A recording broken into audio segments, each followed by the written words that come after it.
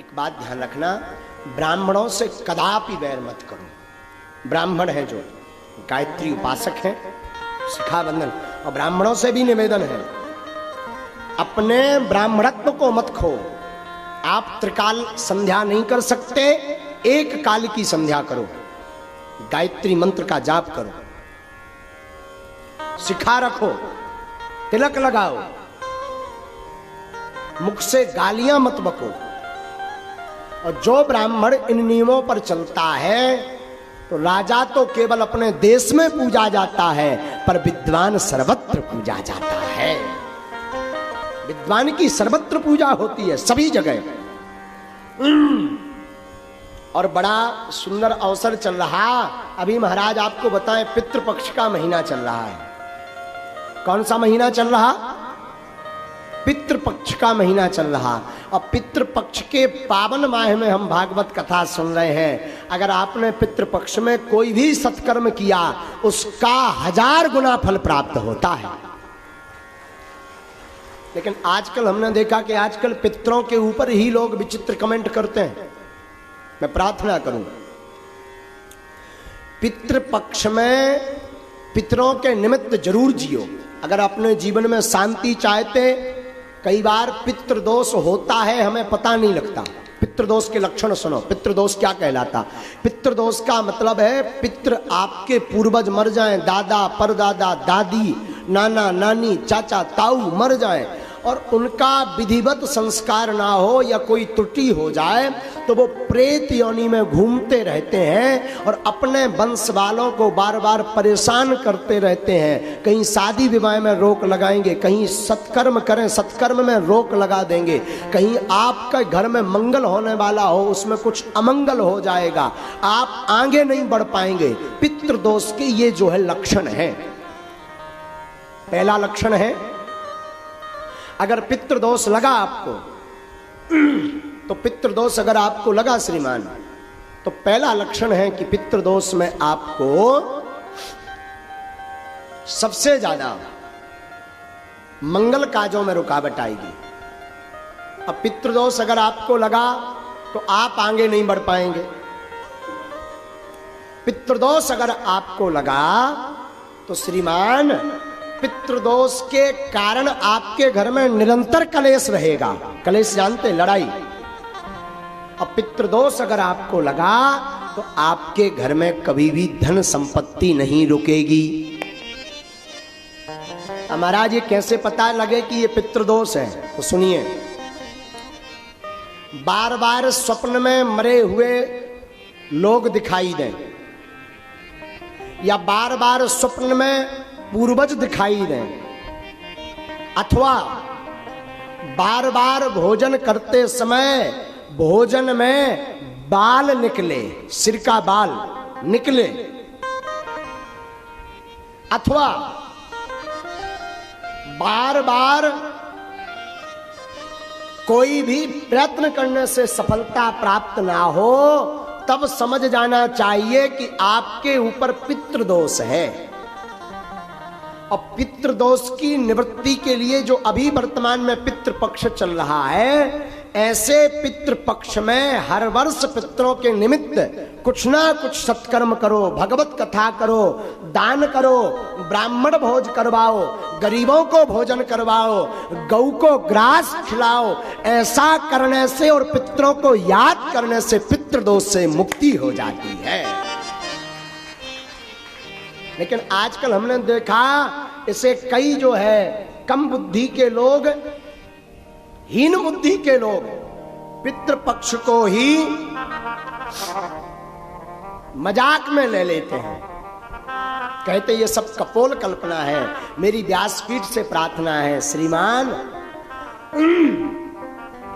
पितृदोष से निवृत्ति चाहिए तो पितृपक्ष में सत्कर्म जरूर करिए, वरना आप एक नहीं 100 मूड के हो जाएं। अगर पितृदोष लगा तो जीवन में आप कभी भी सफल नहीं हो सकते। एक बात। दूसरी बात, शायद धोखे से एक बार सफल हो गए। देखो, प्रतिष्ठा प्राप्त कर लेना कठिन नहीं है आज के सोशल मीडिया के जमाने में, नाम कमा लेना कठिन नहीं है आज के जमाने में, पर प्रतिष्ठा को स्थिर रखना, उच्च स्तर पर बने रहना बड़ा कठिन है। इसलिए पितरों के निमित्त जरूर पूजा करो।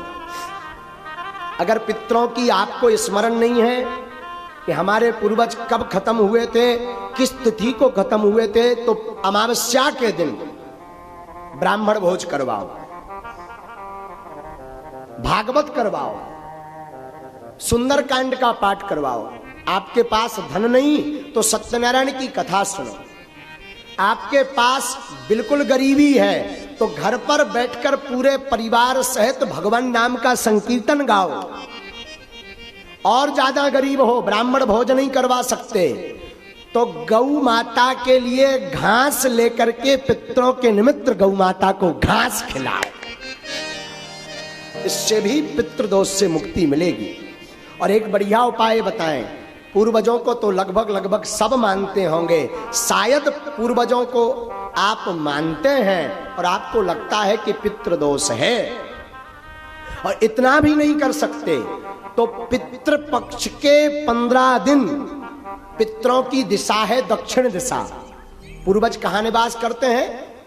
दक्षिण में। वैसे तो 15 दिन तक उनको जल दें, 15 दिन तक उनके नाम का दीपक रखें, 15 दिन तक दक्षिण दिशा में उनके नाम का भोजन रखें।